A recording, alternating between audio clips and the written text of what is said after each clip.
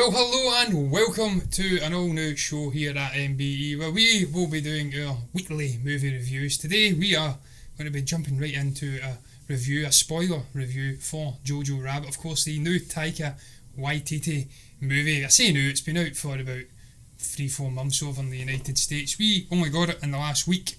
And as I did say, Stephen, this is going to be a new show, replacing the Force Friday show for the foreseeable future. Of course, we haven't got much Star Wars news at the moment. Sadly, it's all shutting down for the next year and a half or so, or a year maybe, until Celebration.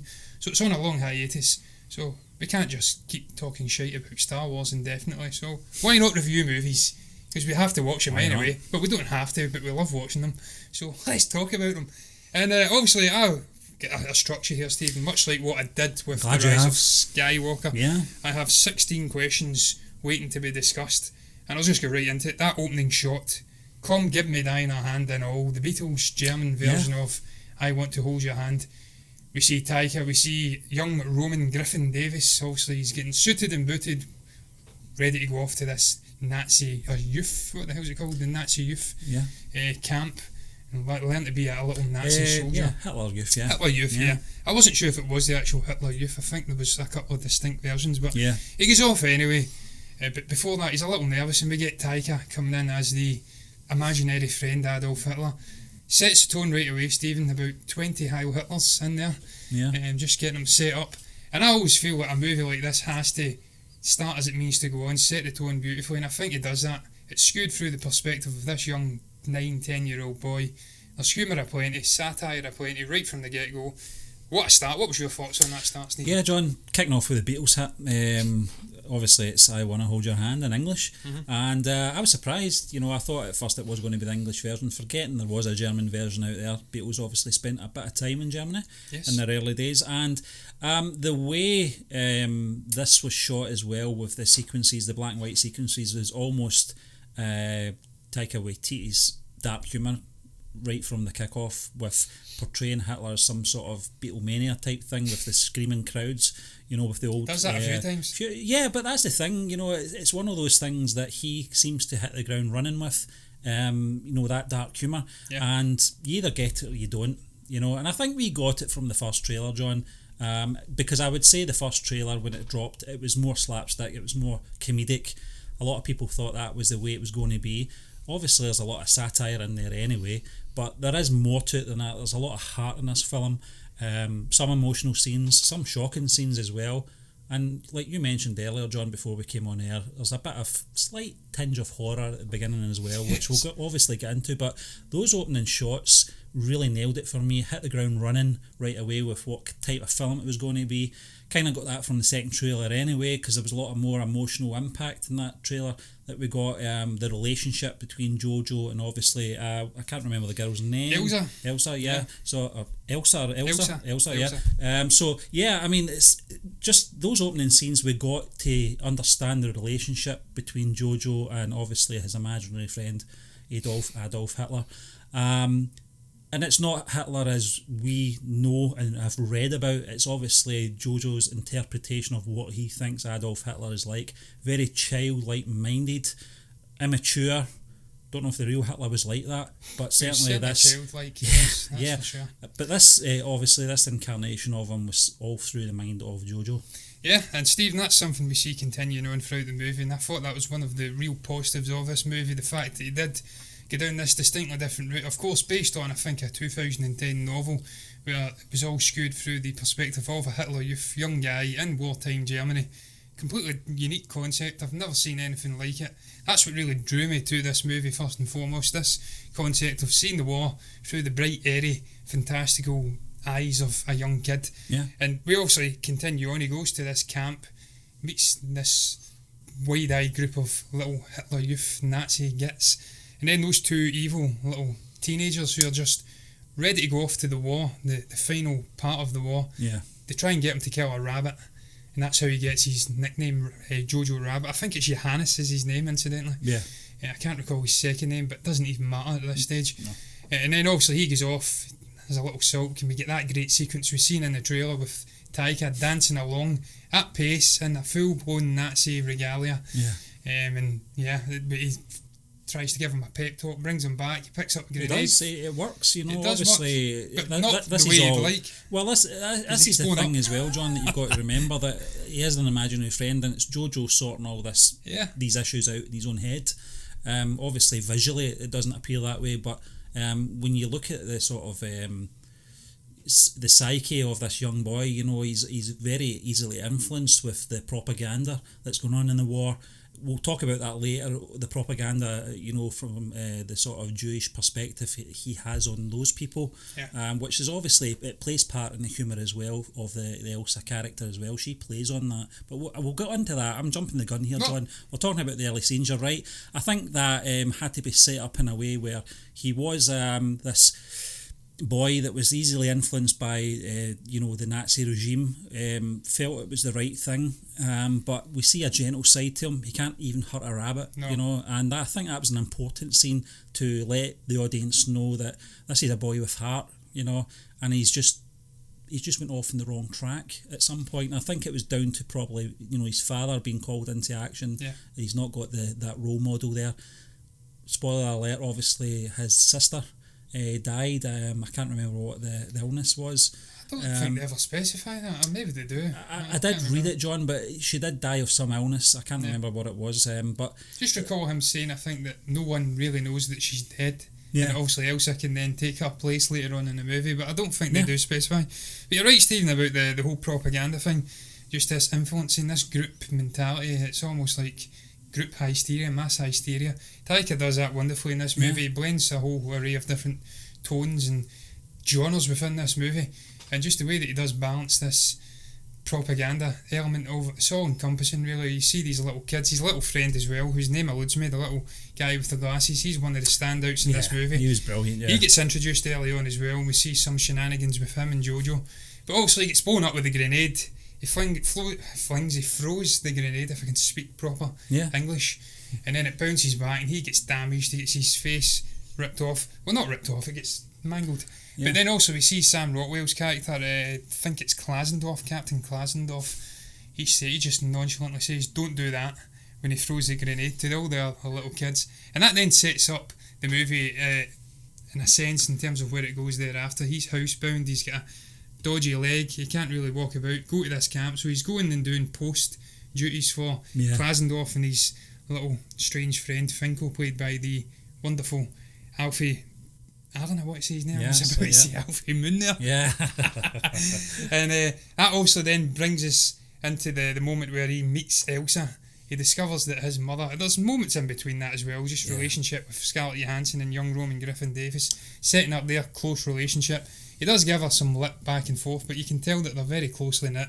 The absence of a father figure, he's grown really close to his mother, who's doing some interesting things in this movie, shall we say. But also he discovers that his mother is harbouring a young Jewish girl in, I think it's his sister's bedroom, behind the walls. And then that scene, Stephen, I've got it written here, my number 2 point in the review, borderline horror scene, when JoJo meets Elsa for the first time, the sheer shock and horror. Terrified. And again, that plays into propaganda, what we were speaking about. Brainwashed to think they've got horns in their heads and they're the devil incarnate. So when he finally meets one, he's genuinely feared. I think that that scene would have worked better if they didn't include her in the trailer, because we wouldn't have known who she was. But to a degree, you have to look it through the character JoJo's eyes. That he doesn't know she's there. You know, he gets a fright, you know, going into that secret compartment, that room, whatever it is. And it's the way that she sort of gestures to him, her body movement as well. She kind of goes round the corners, and you're right. Doing that sort of crawling thing with the hand on the banister at the staircase. You know, and you're right. I think it kind of was intended to be a little bit scarier for the JoJo character more than it was for the audience, because they wouldn't have included her in the trailer if that was the case. Again, it was just the perspective of him, young 10-year-old guys, just scared out his wits, really. And I think it's just, this is the whole movie skewed through his perspective. So again, I just really liked that change in tone, though. As I did say, there's several moments in this movie where he really changes things up quite abruptly, from the more dark satirical comedy route, and he dabbles with some drama, he dabbles with some horror elements, and it's really, really cool to see that being thrust in. That was one of the standout moments for me. I've then went on to say dodgy German accents. Taika actually spoke about this. Yeah. He didn't want to be drawn down the Hello, I think it's called. I've never seen it. Hello. Yeah, I know. Yeah, I know. Yeah, the British TV show. He didn't want to go down that route of doing those terrible German accents. He actually asked Ali Plum, I think it is, on BBC Radio 1 when he was getting interviewed, did he fall down that trap? And he says, I can't tell you, you'll have to go and watch your own movie. So there was elements in there, Stephen, which were a bit cringe, but I think in the main they handled the accents well enough. It's a difficult balancing act. You either go full German and then it loses its star-studded appeal. You don't have a Scarlett Johansson or Sam Rockwell in there. You lose the humour in translation, John. You know, and it was very important that this film had some sort of dark comedy in it. Mm-hmm. And you're right, you can either go that way or you can go really silly with, as you said, hello, what is your name?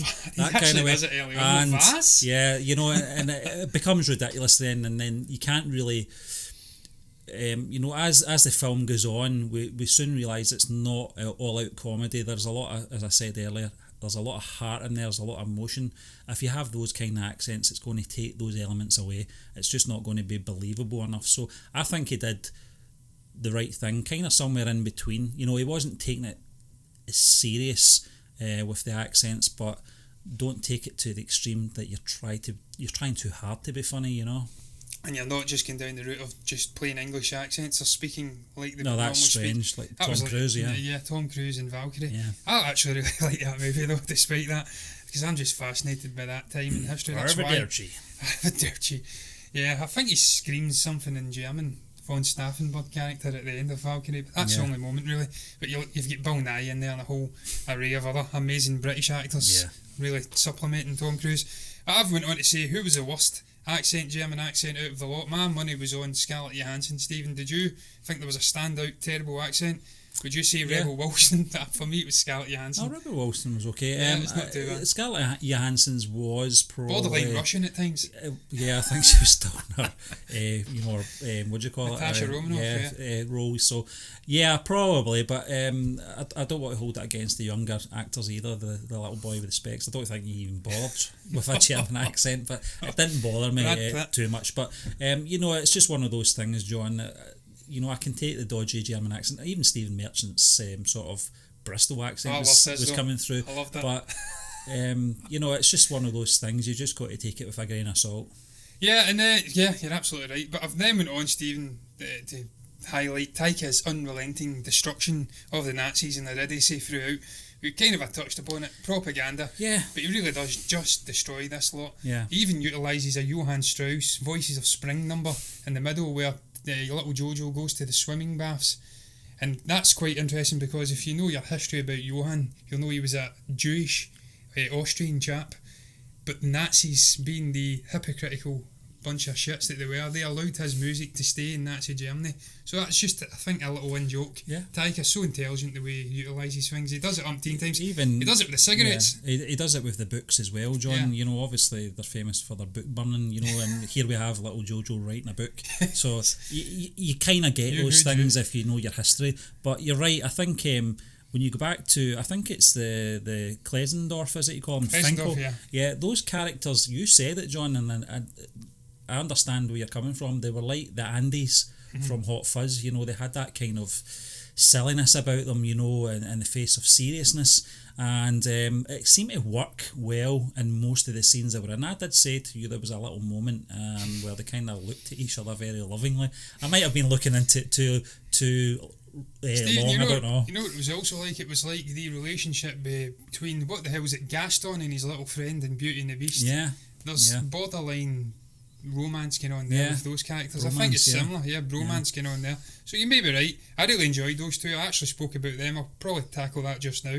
I said comedy duo, but I think that's maybe doing a disservice to Sam Rockwell in this movie because he was much more in a comedic sort of levity in this movie. Yeah. He goes on a really cool journey. We spoke about it almost like Three Billboards. Yeah. Where obviously I think he's Sergeant Dixon or something his name is, and that might not be Sergeant, but it's Dixon anyway. Yeah, it's a redemption of the character. Redemption. He goes from being a guy who's lost an eye, had a dead eye, he's kind of mangled from the war. He's been thrust into this role. He doesn't want to be in looking after Hitler Youth, little children. Yeah. He's just pissed off, doesn't really care. You see that with the nonchalance he treats the grenade moment with. Don't do that. But then he goes through, you think he's a bit of an arsehole initially, but he really does grow and develop as a character as it moves on. Final shot of the scene, the movie, near enough, he does a moment of real redemption, which I think we both agree is one of the better moments in the movie. Yeah. So by no means, he's not a comedic sort of butt of the jokes in this movie. No. He's quite cool, but I just thought those two together, their antics were hilarious. So certainly when JoJo was coming in and telling them about writing a book about Jews and whatnot, and they're just laughing at him, it really was like the Hot Fuzz characters. And yeah, I love those two.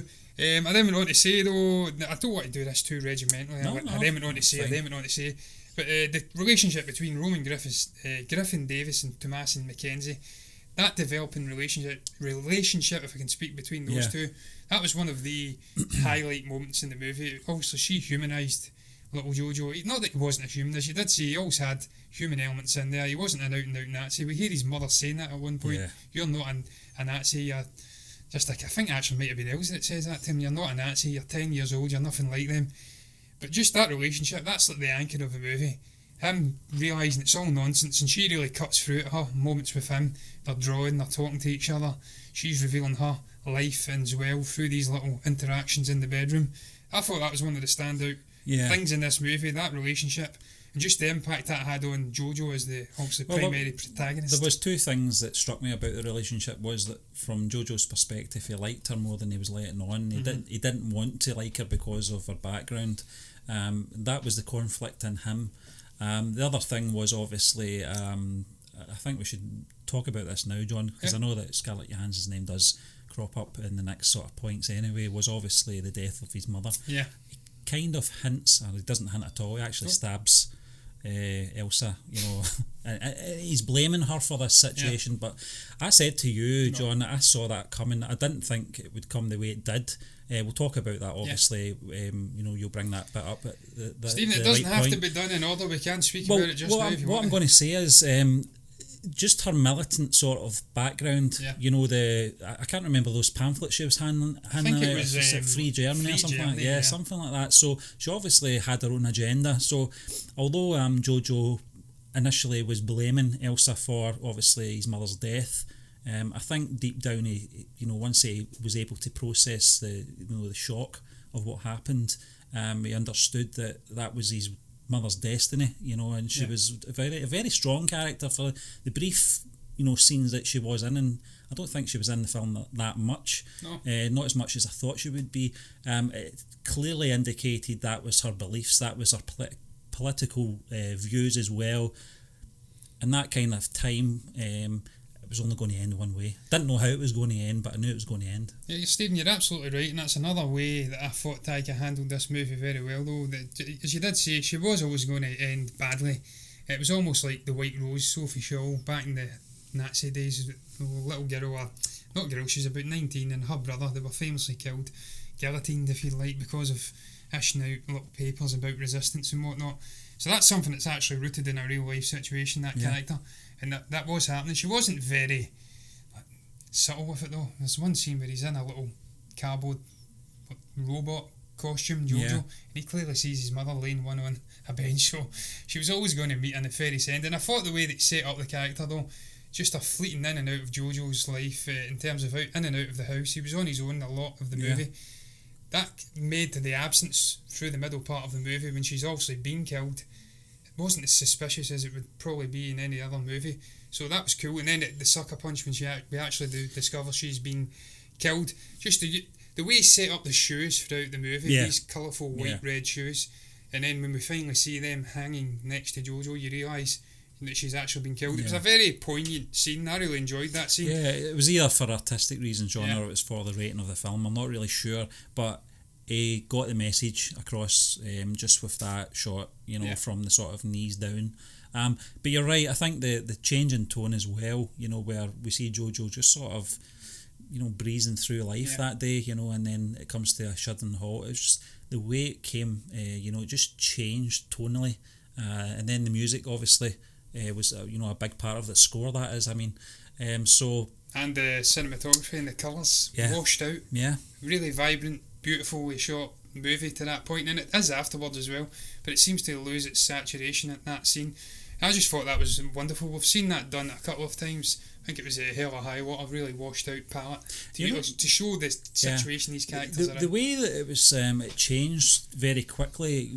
We're sitting in the cinema and we don't have the luxury of a rewind button, so you're thinking, did I just miss something there if they skipped, a couple of shots here? Because it did, it just kind of, 1 minute, he's just, getting on with things, and then all of a sudden that shot, and it's like a shudder and halt, knocks the wind out of you, you see the shoes, because you feel for the character. But Stephen, I think that's necessary for the growth of JoJo. And death is never convenient, John. It's never convenient, no.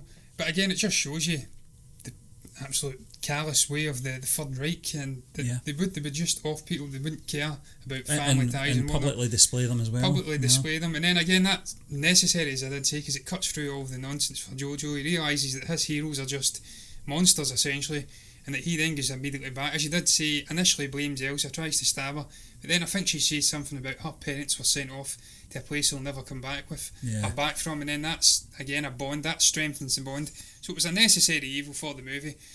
But yeah, again, that's just tonally, just little abrupt changes here and there in the movie. It's handled really well. He actually says it in an interview that he was conscientious of not wanting to make this an all-out comedy, because he completely, as being a Polynesian Jew, he knows about the Jewish history. He knows. He wanted to show a bit of respect. He knows the severity of what's happened, but at the same time, he doesn't want to negate his entire style and his comedic flourishes. So I felt like he balanced it really, really well. That was another point I was going to get onto, the balance of tones and whatnot. I thought that was one of the standouts of the movie. Taika's delicate touch, if you like, as a director, just balancing all these different tones, all these scenes. I just thought it was wonderful, the movie. It was, yeah. And then we were speaking about Rosie. What about the relationship between obviously Rosie and JoJo? I thought prior to that, the way they set up this close relationship, we get Roy Orbison in a scene as well. You actually missed it. Yeah, I didn't pick up on that. Yeah, Mama, also in German. Yeah. And that the way that he utilises modern music. I mean, how can you miss his voice? Yeah, I know. Well, I did. To be fair, he was singing in German. German. I'm a big fan of him, so I'm even more appalled at myself. He was singing in German though. But yeah, again, that just beautifully utilising the music perfectly with scenes. You mentioned it was almost like Beatlemania at the start with Come Give Me Dinah Hand. That just perfectly meshed with him and his mother spending time together, this strong relationship, and that's why it's such a gut punch when she finally does die. But I really liked those two actors. I thought young Roman Griffin-Davis was absolutely superb. Scarlett Johansson, probably one of the best female actors out there just now. Yeah. And even though she didn't have a massive role in terms of all-encompassing screen time, I thought what she did have, she did well. That scene where she put the beard on. Yeah, that was hard hitting, John. Yeah, I thought that was perfect the way she dealt with that, and it really drilled home the message to JoJo as well. But the other scene that I thought showed a more stern side of her was the tying of his shoes together so he would fall, and then making him go up those very large steps, and I'll see you back home. That was the scene with Mama. Yeah, I think the whole, the whole relationship between them, it was handled in a way where they did have a close bond, but they weren't always together, if you know what I mean. No. Just with the references from JoJo, talking about his mother referring to JoJo, with other people, showed the bond. But the sort of limited time they had together I think it was a very important part of the film. Like you said, John, her portraying the father, that was a bit that stood out for me. Yeah. I thought that just shows what a great actor she is, just the way she's able to switch character from, the Rosie character to a more father figure. And for that character, JoJo, really to, sit up and take notice of what he knows is a performance, but he believes in the performance. Yeah, and it just shows you that's us basically showing him, even though I'm your mother, don't treat me for a fool, I can be stern as well. And that's something you see. You mentioned it, the braveness of the character. She's going out and doing this resistance thing. I really enjoyed Scarlett Johansson in this movie. I thought she was absolutely superb. And I'm going to move on, because I've not got much more to the next big relationship in this movie, which is also JoJo and Taika Waititi's imaginary Hitler. We briefly touched upon it. They're coming in and out of various different scenes, or the imaginary Hitler's coming in and out of various different scenes to add some real comedic flourishes. He's becoming really annoyed at this developing relationship with this little Jewish female Jesse Owens and Stephen. Jack the Ripper. Little female Jesse Owens, Jack the Ripper. Yeah. And there's so many moments in there, Stephen. What was your thoughts on that relationship? My standout moment would probably be when he's lying in his bed and he says, "None of this should be wrong." No, it's just amazing. It's bizarre, John, because you know that this character's living inside his head, so it's really JoJo's relationship with himself. It's a strange one, but you're right. That's where you needed the humour as well. You had to bring that character, the Hitler character, is down to a 10-year-old, is it? I think he's 10, yeah, to that 10-year-old mentality. And I thought Taika Waititi acted like a 10-year-old at times. Certainly some of the lines he was delivering. I'll have to look up some of the quotes just to remember some of them, because there was so many of them, and every one just sort of hit the back of the net with me. I was laughing. Sometimes I was laughing with tears in my eyes. It was that funny, just the way that man's humour comes across. It's my kind of humour. I'm just keeping your bed warm. That's what a close friend does. Yeah, exactly. And you're right. I think the annoyance with Hitler is obviously the annoyance inside JoJo. He's conflicted, and this is his way of dealing with it. It's one of those things where he's brought up to from an early age to believe in one thing, but he soon realises the thing that he believed in isn't what he thought it was. And that's the whole point of those scenes, and I felt the relationship, I don't want to say between the two of them because it's the same person, but the relationship between the two personalities, I'll say, just worked for me on a comedic level, and obviously more on a sort of mental level as well. Yeah, Stephen, you're absolutely right about it being skewed through, obviously, his inner voice, if you like, and as he becomes more and more aware of the fallacy of the Third Reich and just a idiocy, essentially, through the Elsa character, that developing relationship, you see the imaginary friend Hitler becoming more and more exasperated. He's losing the plot because he can't get through to him, and that's like a little, I don't know, a metaphorical view on probably what was happening in Germany at that time. They were becoming less and less devout to this sort of tyranny, if you like, and becoming more aware of what's actually happening. The Jews aren't devils, they've not got horns in their head. I'll move on though to the actual dialogue, because we touched upon it. I've got so many quotes that I try to keep in my mind. They're heavily paraphrased, because as you did say, you're not whipping out an iPad in a cinema, although I think Stuckman does it, so I need to maybe try and get some tips off of him. Maybe he's got a notepad. I'm not a good writer, I wouldn't look good, but there was so many. I think it's something about "come on, Shitler." I think Scarlett Johansson says to her to JoJo after she ties his laces, and then that one that stood out to me completely. I'm lying in your bed. That's what a true friend is, or something like that. But then you've got other ones. Jesse Owens one, that was Jesse Owens was an absolute standout. Yeah, and then I think Rockwell's, it was Stephen Merchant's character, says you may have heard that he's only got one ball, but it's not true. He's got 4. So just little things like that. The dialogue in general was incredible. It popped. It made these characters really fleshed out and lifelike. They felt like living, breathing characters that you just jumped into their life for a short little time. I think Elsa's quote as well, John, in regards to JoJo's drawing, you can quote it obviously, because I can't remember it off the top of my head, but it was one of those ones that just packed a punch. Yeah, so true. Did. Yeah, I think he asked her to draw where the Jews live, and when she gives him the drawing of his head, he says, I asked you to draw where the Jews live, not that's just a drawing of my silly looking head or something. She just says, yeah, that's where the Jews live. So it was just short, sweet, slap right in the face. And I think, Stephen, that probably just shows you once again Taika's ability to just analyse the situation. He knows the score. Also, being of Jewish descendancy, he's acutely aware of the situation. I think he was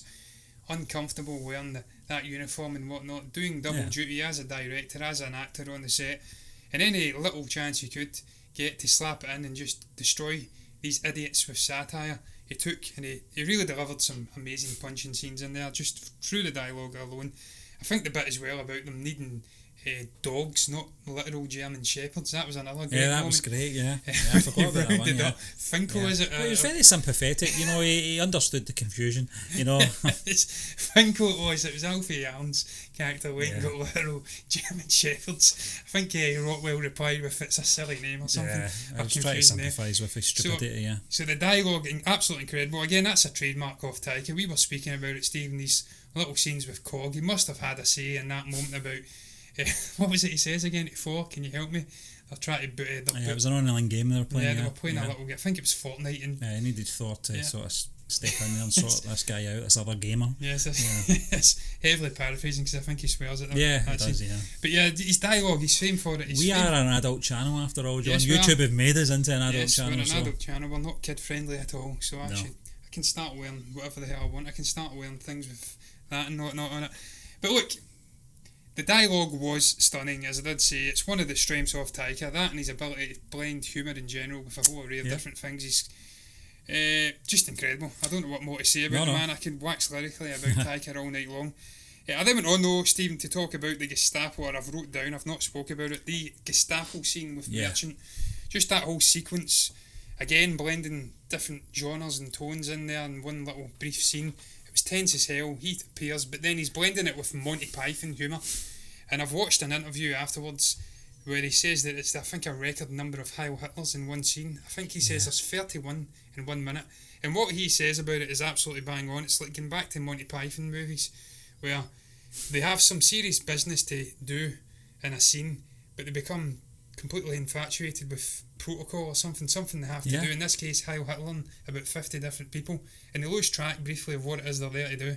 And that's absolutely bang on. The scene is absurd in the beginning, and then it develops into a more serious moment where also you've got that goddamn captain's name, Klesendorf, coming in and really saving Elsa and JoJo from tragedy, essentially. So what was your thoughts on that scene? Well, there was a moment when he obviously called out the date of birth, and Merchant's character said, wait a minute, and I thought, he rumbled him, but he walked past him, so it was a good scene, John, but you're always going to get that intensity when the Gestapo are involved. It's just one of those situations you don't know what way it's going to go. Is it going to go the way of Inglourious Bastards, or is it going to go, as you said, a more Monty Python way? But I thought the scene was handled very well. It wasn't too silly, especially when you've got someone like Stephen Merchant in there who's more famous for his comedic sort of roles. There obviously was that sort of tinge of I don't know what kind of humour it was. It was a bit of silliness in there. I don't know if it's just his face, I don't know. Sorry, Stephen, but you've just got one of those faces. Big albino gonk. Yeah, and it was just ideal for that role. I know obviously his henchmen didn't have really much to do in the scene, but just that intensity. Obviously, we get the Elsa character stepping out, to save JoJo initially. With where's his dagger? Yeah. She then portrays, falsely that she's the sister. And this plays into obviously the dialogue before that, no one actually knows that she died, so it kind of worked out well in that sense. Obviously, Sam Rockwell character had sensed this very early on. He has a more close relationship with people in that town than obviously the Merchant character. So, but there's always that doubt, that the Gestapo are always one step ahead of who they're incriminating. And I sensed that in the scene as well, and I thought there might have been a comeback. There wasn't, but I think actually the Rockwell character says that this is not over or something. I can't remember. I'm paraphrasing here, John, but certainly he did hint to that there's going to be comebacks from this scenario. Stephen, I love the scene for many of the reasons you say. As you did say, they're usually one step ahead, but again, I think that's just Taika revealing that these guys they were idiots. They couldn't tell a Jew from a German. They were just idiots. Yeah. And this fallacy, this pseudo-intellectualism that they held, that they were alien and superior, it was just all nonsense. And that was again just revealing the idiocy of the Nazis in general, the lack of self-awareness. They can't tell one from another. No. But then, in a way, I actually pondered afterwards, were they a step ahead? Because obviously Stephen Merchant's character does ask JoJo, is your mother usually away for this long? And then shortly afterwards we actually discover she has been killed. So maybe in the back of my mind I thought perhaps he did know she had been killed. Yeah. That's why they turned up at the house, because they realised she was this sort of renegade resistance German underground thing. That's a possibility, John. I never actually thought about that. When you think about that makes sense. So there could be there could be a possibility that that character was a step ahead of them, and this was him just sort of tidying up the sort of mess that they'd obviously left behind with the killing of the mother. And again, that would maybe hint into why he didn't really care about the sister, and really checking obviously the identification book or whatever the hell it was they used. But yeah, it was just a great scene in general. I really enjoyed it. One of my standout moments. Yeah. I love Merchant. He stood in a box, incidentally, so he could tower over Sam Rockwell even more. Slang in there. I've done it before. 7 foot then. 7 foot, yeah. He was a big, what is he? 6'7", so he would have been about 7 foot. Sam Rockwell's about 5'10", so he's no midget. No. But he's just, I think even Merchant says he's tall, he's a tall English gentleman, so there was a certain inevitability about him portraying a Nazi at some point. They all do it. But look, I'll move on, Stephen, to performances. I'm touched upon performances next. The standouts, I think we both agree, one of the strengths of this movie is there isn't actually an out-and-out standout performer. They're all incredible, even down to Rebel Wilson with her little sporadic bursts into the movie with stupidity and whatnot, trying to hand JoJo a conscription thing and a pistol, and then she's going out with a machine gun, and just I think she says at one moment that her uncle had been brainwashed or tricked by a mind trick by a Jew, and that he'd been killed after he disappeared afterwards or something. Obviously he'd been killed and he'd been harbouring a Jew, so she was an idiot in it, but she was really funny. But I digress. There was some amazing performances in here. If I was to be twisted, my arm was to be twisted into picking a standout, I'd probably go with young Roman Griffin Davis, because I thought he was wonderful. But you could really pick his young friend. You could pick Sam Rockwell, you could pick Taika, you could pick Scarlett Johansson, Rebel Wilson, everyone bar Alfie Allen, essentially, because he was really quiet. He didn't have many lines, John, but I think Tamazin McKenzie as well. I think that's how you say her name. Probably joint, those two. Yeah, I think they worked both well together. The scenes that they both shared, I thought that was their sort of where they performed the best. But you're right, there's so many good performances in there, John. You know, I think it's just, you know, I don't know how old Roman Griffiths Davis is, but he must be he close. carried this film. You've got to remember that. So I think, you know, if you had to hold a gun at my head, I would probably say he is a standout. Not just for the obvious, because he's the sort of main character in the film, but for someone of a young age who I don't really know too much about. I don't know how many films he's actually been in. I think he's a new Jacob Tremblay, Stephen. He's starting to pop up in more and more movies. Obviously, people have highlighted his talent. He's an incredibly talented young gent. And he certainly carried this film. Yeah, some would say precocious. I think that's the word, precocious talent, ahead of his years. And he did carry the film, you're absolutely right. But look, I'll move on. We've discussed the performances. That's another thing off the checklist. Tick. Yes, Michael Giacchino's score, Stephen. Choir heavy moments and the music in general. I think a kind of a singing off the same hymn sheet here, no pun intended, because we are talking about score. It wasn't an incredibly standout score. There was certainly moments like the Rosie death scene. That was a beautiful score, and it really, the melancholic strings and whatnot, that really mirrored what was going on in the screen. But really the music in general, I thought the utilisation of songs, as I did say, the Roy Orbison German song I can't even say it, Come Give Me Thine a Hand, and Hennerling, I think it's called, Heroes. Yeah. That bow one, I think it's called Helland or something like that. Know that. Yeah, it's like a completely different name. So what was your thoughts on the music, utilisation of music in here? As I did say, Johann Strauss, he was goddamn Voices of Spring at one point. Yeah, I mean, I think there was probably only three or four songs that was used, obviously Bowie, Orbison and the Beatles. Yeah. The score, on the other hand, John, you're right. It's funny because you normally notice a score in a film when there's sadder moments, because it just seems to work more with the sort of emotional and sad moments. And you're right, I think the Scarlett Johansson scene is probably where it stands out the most. Yeah. There's also the execution scene at the very end with Sam Rockwell's character. There's a bit in there as well, but I think probably the standout bit for Michael Giacchino. I can never say his name. No. Giacchino. But Italian. I think that bit with Scarlett Johansson's death, I think that, or her character's death, I should say. She's not died. She's appearing in a big film this year. I think that was a standout bit for me. Yeah, Stephen, I can't disagree. As I did say, we're singing off the same hymn sheet. But look, I suppose that is what a composer's job is. He's not there to dominate the movie. Yes, they're there to pull the heartstrings. Yeah, although certainly some like Hans Zimmer and whatnot can come in and dominate the movie in a good way. But he pulled on the heartstrings, it did its job, and I'll move on to the cinematography. What did you make of this palette, this vibrant, colourful palette I've says here? The period set and just the production and costume design in general. I thought it was a fantastically authentic period piece. I really liked the colourful palette in this movie. Taika did speak about it.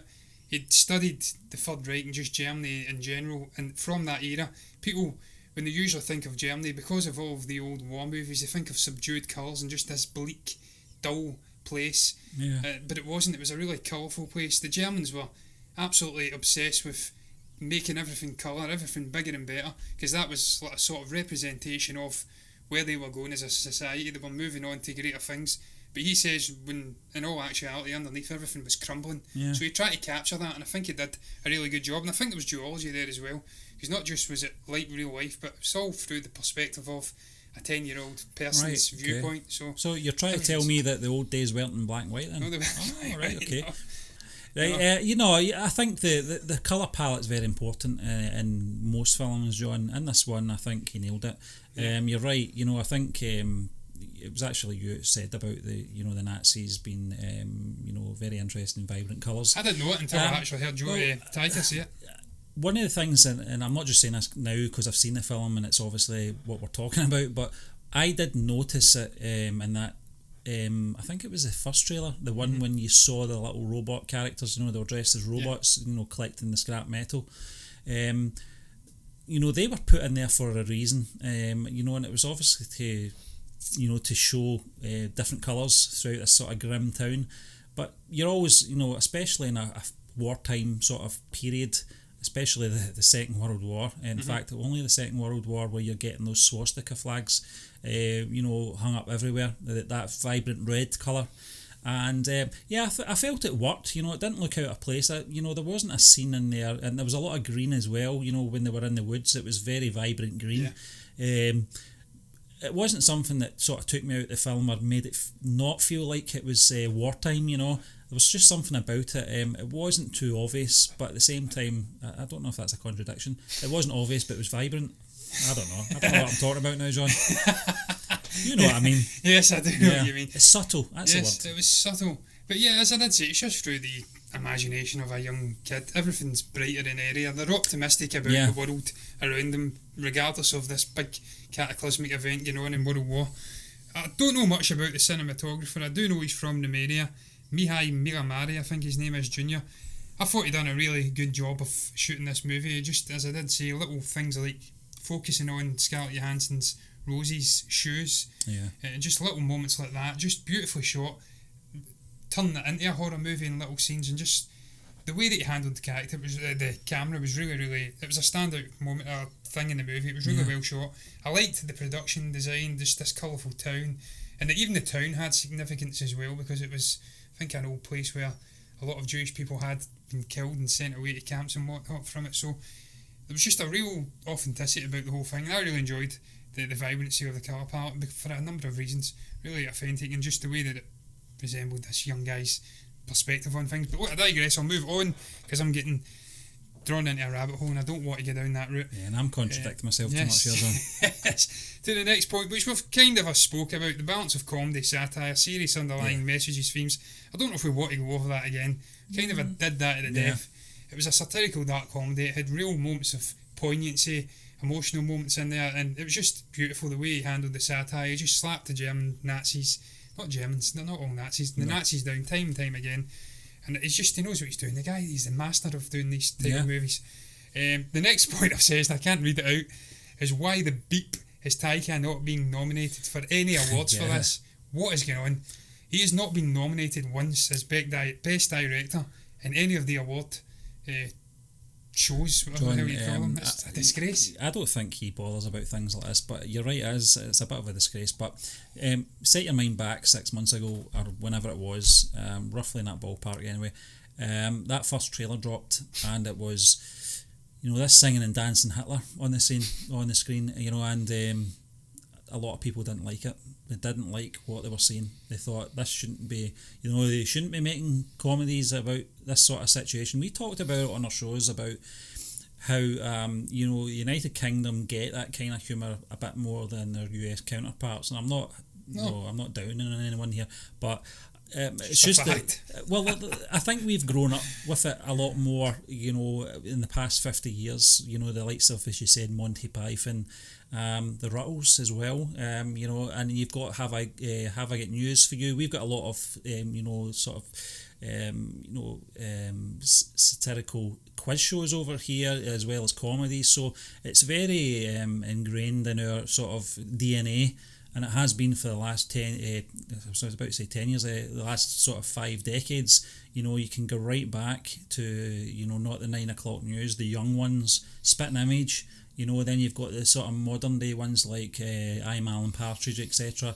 The Day to Day, with Chris Morris, Armando Iannucci. Yeah. Even his, one of his latest films, for the last couple of years. The Thick of It, you've got The Death of Stalin, so we're used to that. Yeah, we're used to that kind of humour, and that's what I got from the first trailer. The second trailer was more of a, what can I say? It's more sombre. It was more more of a driven, showing you what I think it was to sort of pacify the doubters as well. To say, listen, this isn't a one-dimensional film I'm putting out here. This is going to have a lot of heart in it. It's going to have a lot of emotion. It's going to have a lot of meaning as well. But there will be elements of humour because that's his style, you know. And you take that away from a Taika Waititi film, then it's not one of his films. No, you're absolutely right, Stephen. That's why I think it's absolutely ludicrous that the man isn't getting more recognition. Because if this came out last year, this would have been probably in my top 5 of the year, because I really enjoyed it. We would have been talking about it in that first show of the year, John. Yeah, because it was fantastic. Our second show, the first show was the worst film, so it wouldn't have been in that one. Second show, yeah. I thought it was fantastic. I just thought what he did, that was one of the real strengths. Double duty. It must be incredibly hard for a director to go behind and in front of the camera, go and give little snippets of advice to a young guy like Roman Griffin Davis or whatever the hell his name is, and then go back and get the director's head on. And the fact that he managed to do it, and then he went away. I think he edits a lot of the movies himself as well, obviously in combination with the editors as well. Yeah. He actually says that his movies are crafted in the editing room. Well, that's a stupid thing to say. Most movies are crafted in the editing room, but he did mention that what we did in The Shadows took 14 months. 4 took a year, and this took 8 to 9 months. So he's really hands-on, and I think it's an absolute disgrace when the man's put so much blood, sweat and tears into it. A man, as I keep saying, came from Polynesian Jewish descendancy. He understands the story, and he understands the sensitivity of the story. For him not to get the recognition he deserves, I think it's a joke. And it just shows you, as he went on to say, if you keep ignoring the past and you don't go back and show what actually happened to people and humanise these stories that get lost in, 200, 300 million people dying in a conflict. If you don't go in and humanise it and show people what happened back then you're doomed to repeat the same mistakes again and again and again. Yeah. So people can't understand that and they can't connect with it, then they're absolute idiots, I'm sorry. And they are idiots, that's it. They're not absolute idiots, they're just out and out idiots. So, I digress. I'll move on to the final part of this review though, Stephen. It's all about overall thoughts on this film. I think we've pretty much done this to the death as well. Well, that was, John, that was my point, and that second trailer, I think that probably shut up a lot of people. Sadly, it's not going to shut up everyone. They're going to dig their heels in with the subject matter, no matter how it was handled. They don't like the subject matter, you're not going to change their minds. Absolutely. And that probably answers the second last point that you were making. That's one of the reasons I think it wasn't nominated. Yeah. My overall thoughts on this movie though, Stephen, as I did say, I've really done it. I've done it already, but I just love Taika Waititi. He's one of my favourite directors of the day. Cannot wait to see this next one he's working on. I can't recall what it's about, but it's sure to be amazing.